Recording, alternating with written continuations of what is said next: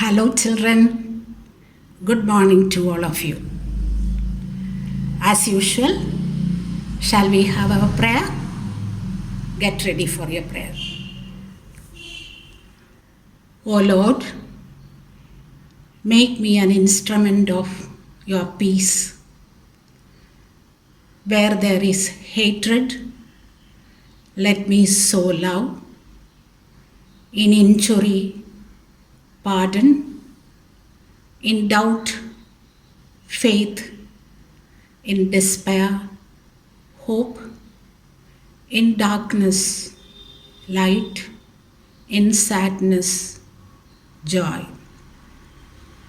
Oh God, let us also understand that it is in giving that we receive, and in pardoning we are pardoned. Mother Mary, pray for us always. This we ask through Christ our Lord. Amen.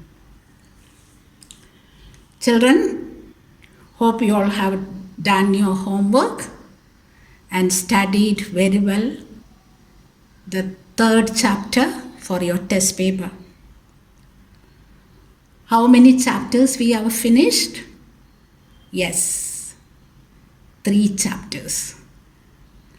Today, we are going to study another chapter, that is chapter 4. The title is The Church and the Laity. Laity. I think this laity term, it is a new word for some of you. I hope so. Doesn't matter. We will see what is the meaning of laity and we will study more about that. Okay. Children, what was our first chapter? Anybody could remember? Yes, vocation. What did we study in vocation? How did we define vocation? Yes, vocation is God calls many, but a few are selected and they are given a mission. Isn't it? That is vocation. So we all are called to do a mission for God. About that only we are going to study in this chapter. First we will see who are laity or who are called laity. See, when we studied sacraments, we learned that when we receive one sacrament, we will become the members of the church. Can anyone tell me what is that sacrament? Yes, baptism. We all have received baptism, isn't it? You all have received baptism. I also received baptism. What type of people are taken to the church to receive baptism? Anybody cannot go into the church and receive baptism, isn't it? What type of people? Yes, faithful people. Those who believe in Jesus Christ. Those who follow Christianity. They are taken to the church to receive baptism. So the faithful, after receiving baptism, what did they become? They become the members of the church. And when we become the members of the church, we are called by God to be His people. So we become the people of God. Members of the church, then we become the people of God. Okay? And we are incorporated in Christ, meaning we become one in Christ. That is why Saint Paul, after studying Christianity, about Christianity, he told that hereafter I am not living in me, but Christ is living in me. Saint Paul, you learned, isn't it? We learned about him. So, like that, after receiving baptism, we are incorporated in Christ. When we are one in Christ, then what is our duty? We have to take part in his trifaceted duty. Could you remember? We learned in the first chapter the trifaceted duty of Jesus Christ. What all they? Remember? Yes. Priestly, prophetic, and kingly excuse me, duties of Christ. So when we are incorporated in Christ, we actively take part in the trifaceted duty of Jesus Christ. And also our duty is to proclaim Jesus Christ. Okay, in the church and also in the world. So actually, these people are called laity. But remember children, laities all have received baptism. Those who receive baptism, they are faithful people. Now they are members of the church and they are a people of God. They are one in Jesus Christ and they are taking part in the duties of Christ. But the difference is they are not ordained people. Sacraments we learned about. Who are called the ordained people? Yes, Pope, cardinals, bishops, priests, deacons. They are called ordained people. So these laities are not one among them.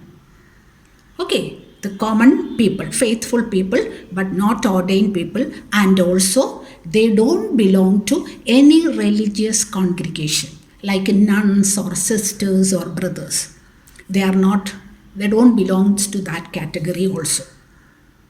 Understood? So now we are going to define laity.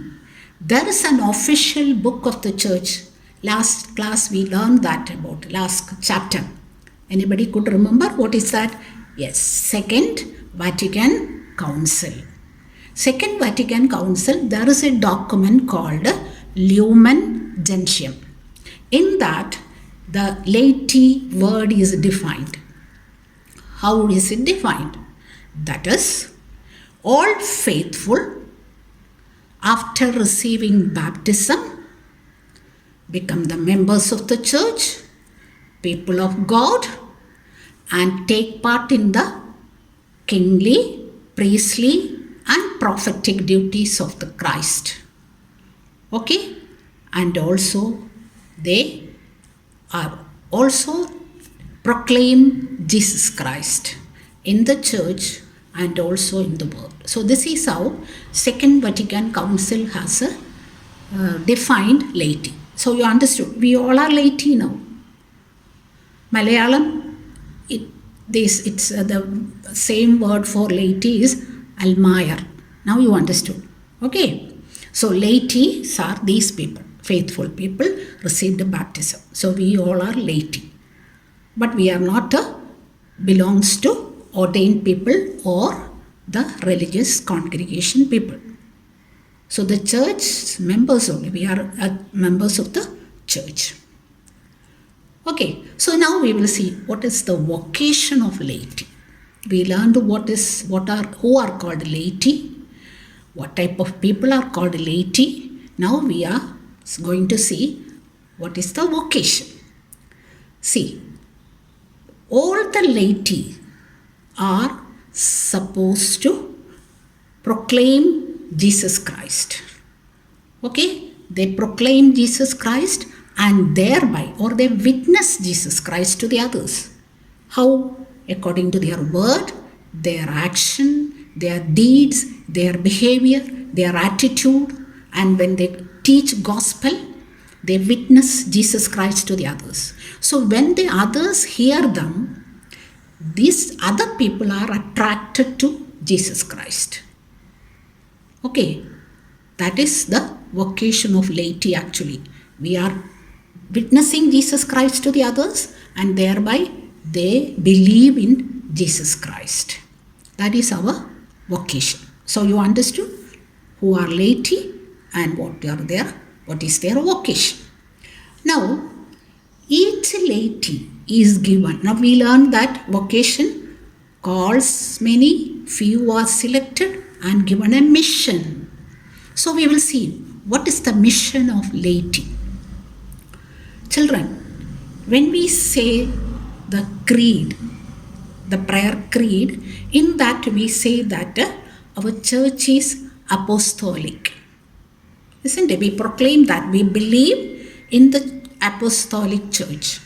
So, as the church is apostolic, the members also are, they have the duty to do the apostolic mission. Or we are also apostles. In the second chapter, we learned the meaning of the word apostles. Could you remember? Yes, apostle means a messenger or one who is sent. Okay, so why we are sent, or we are messengers of whom? Christ. What is the duty of a messenger? Transfer the message from one person to others.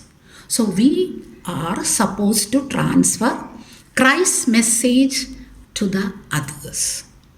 When we teach gospel, or when we show in our action Jesus' teachings, then we are witnessing Jesus Christ to the others. That is our mission.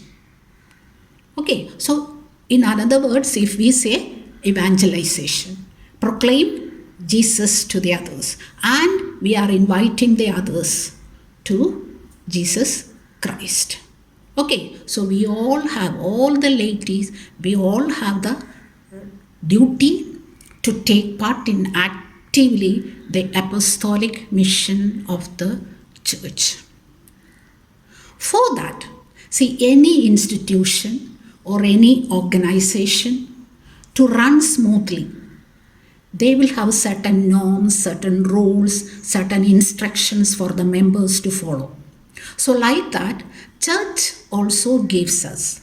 Church provides certain instructions, insists the laity to follow certain instructions. Certain instructions, some are like this. The laity must be always praise God and always pray to God. Praise and thank God and pray to God. And they must lead a graceful, a spiritual, a holy life. For that, they must receive sacraments most often. So follow a sacramental life, praise and pray God, then wholeheartedly, completely, we have to sacrifice ourselves to God. Spiritual sacrifice is needed. And when we do that spiritual sacrifices, it must be acceptable to God and the society. Okay, when we say that we are true Christian, we are true Catholic, we are following Jesus Christ, then we must show Jesus' teachings in our behavior, in our actions. Then only society will accept us or accept Jesus as their leader or as their God. Then only they will listen to our witness. Did you understand? So certain instructions are there. Wholeheartedly, spiritual sacrifice is needed. Praise and pray to God. Then when you do this sacrifice, it must be acceptable to God and also to the society. Any type of sacrifices when you do this, that is mission. When you go for apostolic mission, it must be acceptable to God. And we have to follow church norms and the regulations, instructions. And also follow always the sacramental life. Did you understand, children? So this is about a laity. Okay, L-A-I-T-Y. Once again I will repeat. Who are called laity? Laity are faithful people only. They are, after receiving baptism, they are becoming one in Jesus Christ or incorporated in Christ.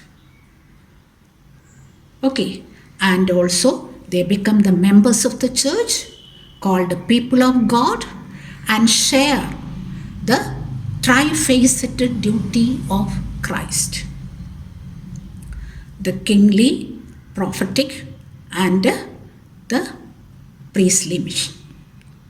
What does it mean, priestly duty? Priestly duty means lead all the people to Jesus through your words, your actions. That is the duty of the priestly mission. Okay, and when we do the prophetic mission means always stand for justice, question the injustice, fight for justice always, and point out the wrong actions if anybody is doing. That is what all the prophets were doing in the Old Testament. When you read, you can see that all the prophets were pointing out the mistakes of the people. Don't do like this. God is not happy with your action. So you convert or come back to the holy life. So like that prophetic mission. Question injustice wherever it is. Jesus was like that, isn't it? When he was having his life in this world, always he stood for justice only. Then the kingly mission. King, though the term king, but in the action, he has to be like a servant. He has to serve the people. Okay, not sitting on the majestic seat and ruling. No, he has to go out along with the people and serve the people. So that is the trifaceted duty of Jesus Christ. That is what we have to do. Okay, so Second Vatican Council in Lumen Gentium, the laity word is defined like this. That is, all faithful by baptism, becoming the members of the church, people of God, and share the priestly, kingly, prophetic duty of the Christ and carry out their mission of proclaiming Christ to others in the church and in the society. But they are not ordained people, okay, and they don't belong to any religious congregation. Then we learn that our apostolic mission also. That is how the laity must be able to take part in the apostolic mission of the church. Witness Jesus, and thereby others will come to Jesus. Okay, believe in Jesus. So with that, we will wind up today's class. Thank you, children, for listening. God bless.